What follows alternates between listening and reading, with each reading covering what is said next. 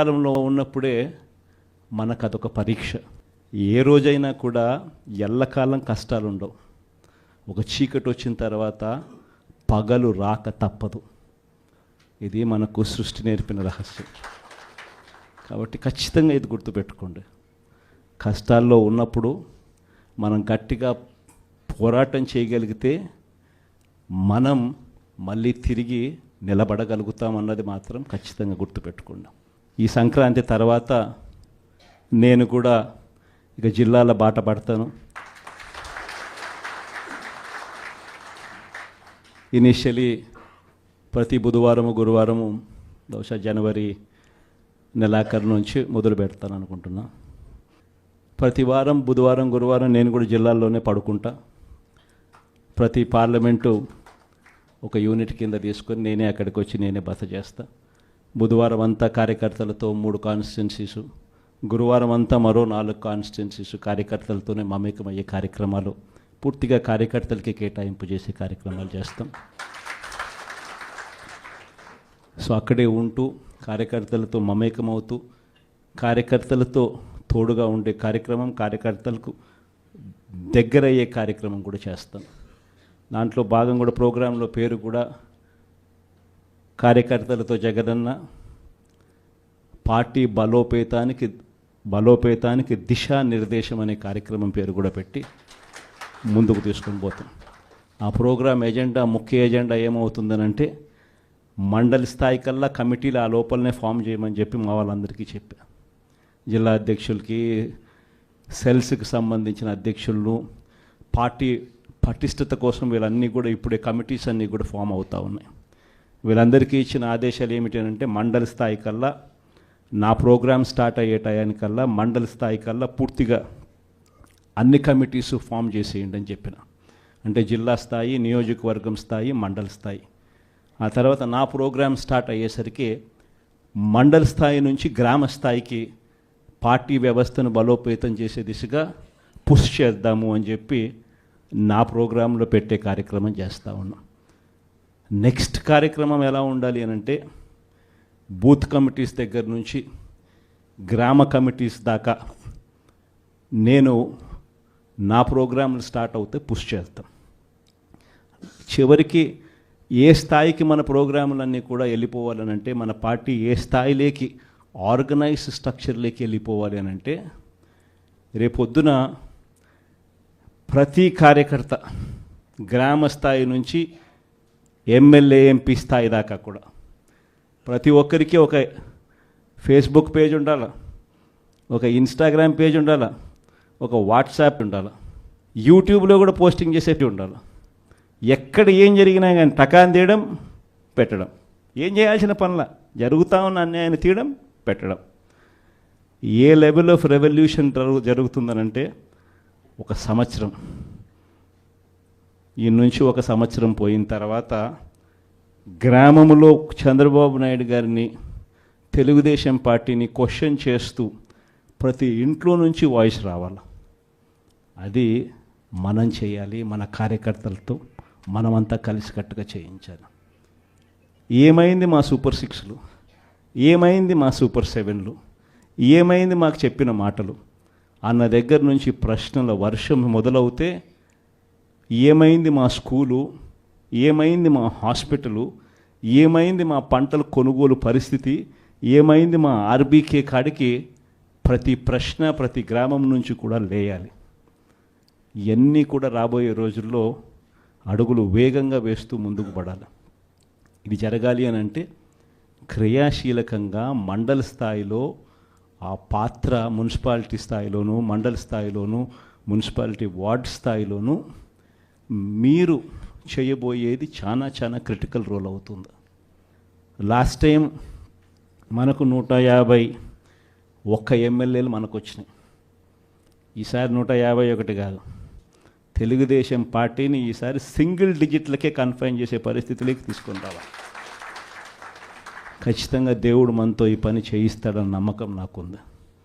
ఎందుకంటే మంచి చేసిన మనకే ఈ పరిస్థితి ఉన్నప్పుడు ఏ మంచి చేయకుండా కేవలం అబద్ధాలు, మోసాలు చెప్పినప్పుడు ఆ మోసం అన్నది, ఆ అబద్ధం అన్నది కోపం కింద మారక తప్పదు.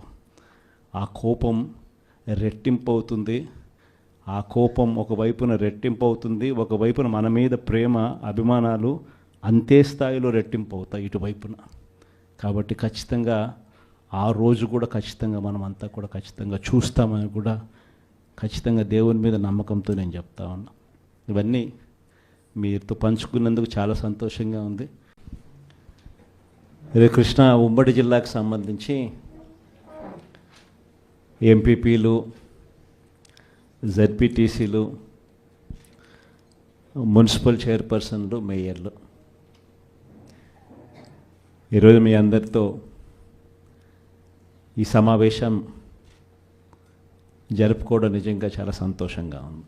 స్థానిక సంస్థలకు సంబంధించిన ఎన్నికలు జరిగినప్పుడు మన party YSR Congress party clean sweep చేసినాం.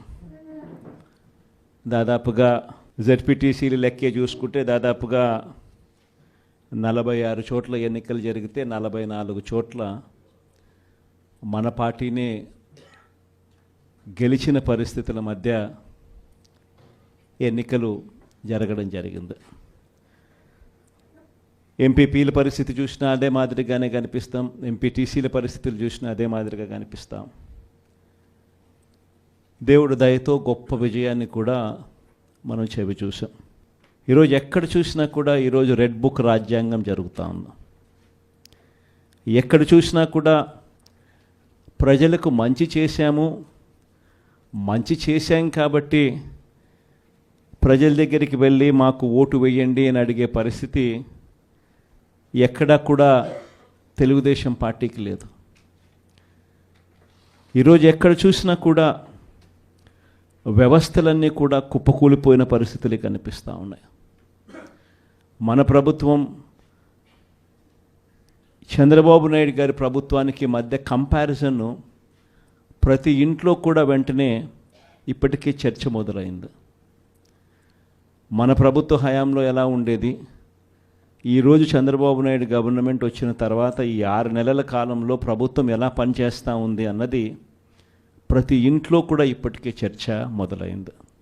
మనమేమో కుటుంబం మొత్తానికి ఒకటిగా చేసి మంచి చేసినాము, మన నోట్లో నుంచి అబద్ధాలు రావడం లేదు, మనం చేయగలిగింది మాత్రమే చెప్తా ఉన్నాము, మన నోట్లో నుంచి అబద్ధాలు రావడం లేదు. కానీ వాళ్ళేమో ప్రతి ఇంటికి పోయి ఎవడు కనపడినా సరే ఇంట్లో ఇంత పిల్లోడు కనపడితే చాలు ఆ నుంచి స్టార్ట్ అవుతుంది. ఇంట్లో 2-3 పిల్లలు నవ్వుతూ కనిపించినారంటే చాలు, నీకు 15,000, నీకు 15,000, నీకు 15,000 సంతోషం అనే మాటలు. ఇంట్లో కాస్త తల్లులు కనిపిస్తే, అమ్మలు కనిపిస్తే